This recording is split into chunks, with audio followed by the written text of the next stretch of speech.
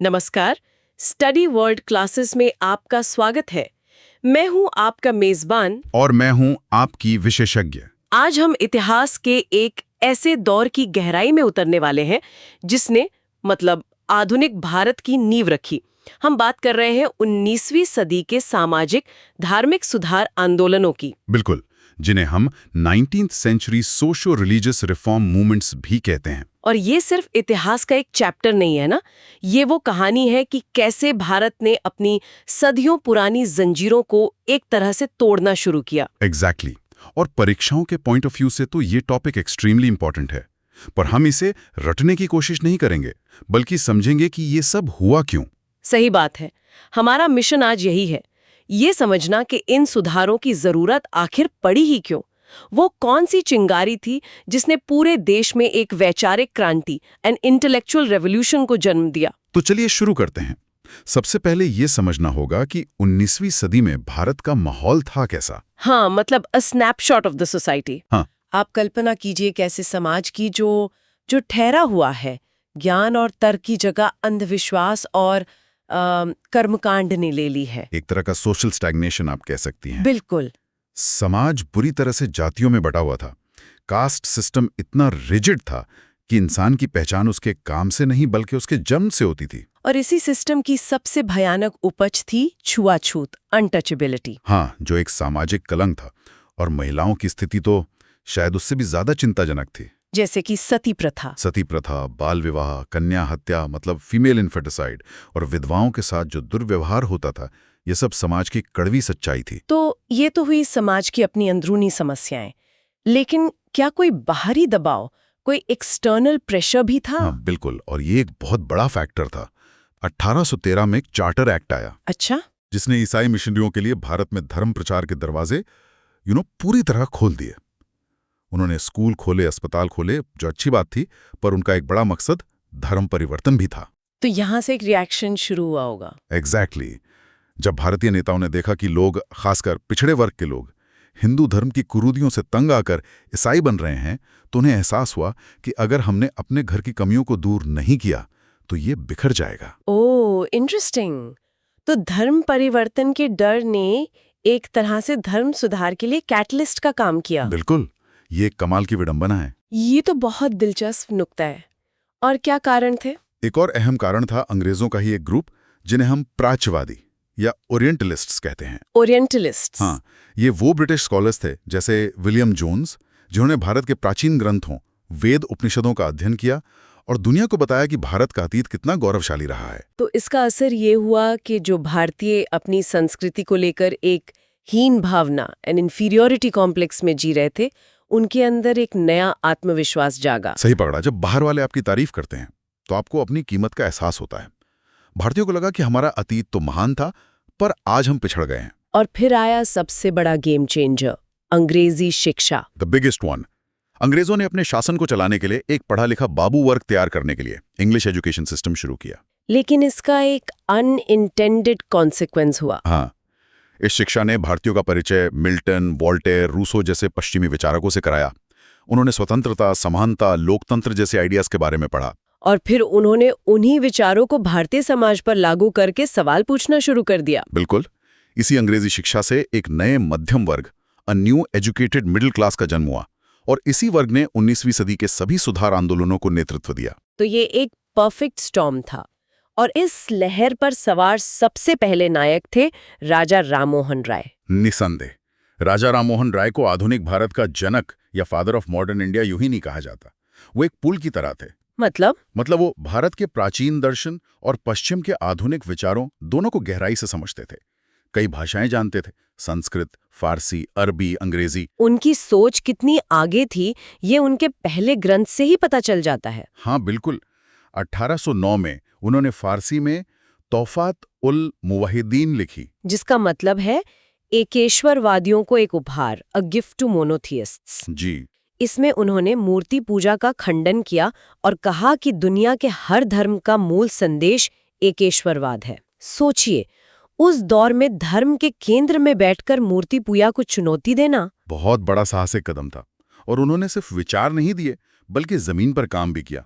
बिल्कुल, वो जानते थे कि समाज को बदलने का सबसे कारगर हथियार शिक्षा है। 1817 में डेविड हेयर के साथ मिलकर कलकत्ता में हिंदू कॉलेज की स्थापना की। जो आज भी एक बहुत प्रतिष्ठित इंस्टीट्यूशन है। हाँ, और फिर 1825 में वेदांत कॉलेज खोला। और फिर आया उनका सबसे बड़ा कदम, 1828 में ब्रह्म समाज की स्थापना। इसका मुख्य उद्देश्य क्या था? ब्रह्म समाज का कोर आइडिया था हिंदू धर्म को उसकी अंदरूनी बुराइयों जैसे मूर्ति पूजा और जाति प्रथा से मुक्त करना और उसे वेदों और उपनिषदों के मूल एकेश्वरवादी दर्शन पर वापस लाना। लेकिन उनकी सबसे बड़ी जीत तो सती प्रथा के खिलाफ लड़ाई मानी जाती है। हाँ, और वो लड़ाई उनके लिए बहुत व्यक्तिगत थी। कहते हैं कि उन्होंने अपनी भाभी को सती होते देखा था, जिसका उन पर गहरा असर हुआ। तो उन्होंने इसके खिलाफ एक अभियान चलाया। एक जबरदस्त अभियान, लेख लिखे, लोगों को समझाया और governor general lord William Bentinck पर दबाव बनाया। और उन्हीं के प्रयासों से 1829 में सती प्रथा को गैर कानूनी घोषित कर दिया गया। यह आधुनिक भारत के इतिहास का एक टर्निंग पॉइंट था। तो राजा राममोहन राय के बाद ब्रह्मो समाज का सफर कैसा रहा? क्या वो उतना ही प्रभावशाली रहा? उनके बाद देवेंद्रनाथ टैगोर और फिर केशव चंद्र सेन जैसे नेताओं ने इसे आगे बढ़ाया, लेकिन समय के साथ विचारों में मतभेद हुए। अच्छा। केशव चंद्र सेन ज्यादा रेडिकल सुधार चाहते थे, जैसे अंतरजातीय विवाह, जो देवेंद्रनाथ टैगोर के लिए शायद कुछ ज्यादा था। और इसी वजह से ब्रह्मो समाज टूट गया। हाँ, मुख्य रूप से। बाद में ब्रह्मो समाज, आदि ब्रह्मो समाज और भारतीय ब्रह्मो समाज में बढ़ गया। फिर एक और विभाजन हुआ और साधारण ब्रह्मो समाज बना। तो मतलब कई ब्रांचेस बन गई। हाँ, अब देखिए, परीक्षाओं के लिए ये नाम याद रखना जरूरी है, पर समझने वाली बात यह है कि विभाजन के बावजूद सुधार का काम रुका नहीं, असल मकसद जिंदा रहा। बिल्कुल। और इस तरह के कॉम्प्लेक्स टॉपिक्स को, जहां इतने सारे नाम और इवेंट्स होते हैं, उन्हें सिस्टमैटिकली समझना कॉम्पिटिटिव एग्जाम्स के लिए बहुत जरूरी हो जाता है। सही कहा आपने। और इसी में स्टडी वर्ल्ड क्लासेस आपकी मदद करता है। अगर आप प्रतियोगी परीक्षाओं की तैयारी कर रहे हैं और इतिहास, राजनीति या किसी भी विषय के मुश्किल टॉपिक्स को इसी तरह कहानी की तरह और गहराई से समझना चाहते हैं, तो आज ही हमसे जुड़ें। ज्यादा जानकारी के लिए आप फोन कर सकते हैं 9451600975 पर, या हमारे पते पर आ सकते हैं, in front of mission compound gate, Jhansi. आप हमें सोशल मीडिया पर भी फॉलो कर सकते हैं, इंस्टाग्राम पर स्टडी वर्ल्ड झांसी, यूट्यूब पर स्टडी वर्ल्ड झांसी और टेलीग्राम पर स्टडी वर्ल्ड ऑफिशियल। चलिए, बंगाल से सुधार की इस लहर को देश के दूसरे हिस्सों में ले चलते हैं। हाँ, बंगाल में राजा राम मोहन राय के अलावा एक और बड़ा नाम था, ईश्वर चंद्र विद्यासागर। विद्यासागर जी एक महान विद्वान और एक जबरदस्त समाज सुधारक थे। अगर राजा राम मोहन राय ने सती प्रथा पर वार किया, तो विद्यासागर ने अपना पूरा जीवन विधवाओं की स्थिति सुधारने में लगा दिया। और इस लड़ाई में उन्हें कामयाबी भी मिली। जबरदस्त कामयाबी। उन्होंने प्राचीन ग्रंथों से प्रमाण देकर यह साबित किया कि विधवा पुनर्विवाह की इजाजत शास्त्र भी देते हैं। उन्होंने एक बड़ा आंदोलन खड़ा किया और आखिरकार 1856 में सरकार को विधवा पुनर्विवाह अधिनियम, द विडो रीमैरिज एक्ट, पास करना ही पड़ा। क्या बात है। उन्होंने खुद अपने बेटे का विवाह एक विधवा से करवाया, जो उस समय के समाज में एक क्रांतिकारी कदम था। अच्छा, अब महाराष्ट्र की बात करें तो वहां भी सुधार की एक मजबूत लहर चल रही थी। प्रार्थना समाज का नाम अक्सर सुनने को मिलता है। हाँ, 1867 में बंबई में आत्माराम पांडुरंग ने प्रार्थना समाज की स्थापना की, लेकिन इसकी असली जान थे महादेव गोविंद रानाडे, यानी एमजी रानाडे, जिन्हें महाराष्ट्र का सुकरात भी कहा जाता है। बिल्कुल। प्रार्थना समाज ने भी जाति प्रथा का विरोध किया, स्त्री शिक्षा और विधवा विवाह का समर्थन किया, लेकिन उनका तरीका ब्रह्म समाज की तरह रैडिकल नहीं था। वो हिंदू परंपराओं के अंदर रहकर धीरे धीरे सुधार करने में विश्वास रखते थे। अब एक ऐसे आंदोलन की बात करते हैं जो शुरू तो भारत के बाहर हुआ, लेकिन भारत में आकर बहुत लोकप्रिय हुआ, थियोसॉफिकल सोसाइटी। ये वाकई में एक फैसिनेटिंग स्टोरी है। इसकी स्थापना 1875 में न्यूयॉर्क में हुई। एक रूसी महिला मैडम ब्लवात्स्की और एक अमेरिकी कर्नल ऑलकॉट ने की थी। और वो भारतीय धर्म और दर्शन से बहुत प्रभावित थे। हाँ, इसीलिए 1882 में उन्होंने अपना अंतर्राष्ट्रीय मुख्यालय मद्रास के पास अड्यार में बनाया। और भारत में इसे लोकप्रिय बनाने का श्रेय तो एनी बेसेंट को जाता है। पूरी तरह से। एनी बेसेंट जब 1893 में भारत आई और इस आंदोलन से जुड़ी, तो उन्होंने इसे एक नई ऊर्जा दी। थियोसॉफी का मानना था कि हिंदू और बौद्ध धर्मों में दुनिया का गूढ़ ज्ञान छिपा है। और इसने उन अंग्रेजी पढ़े भारतीयों को बहुत अट्रैक्ट किया होगा, जो अपनी आध्यात्मिक जड़ों की तलाश में थे। बिल्कुल। और शिक्षा के क्षेत्र में एनी बेसेंट का योगदान अविस्मरणीय है।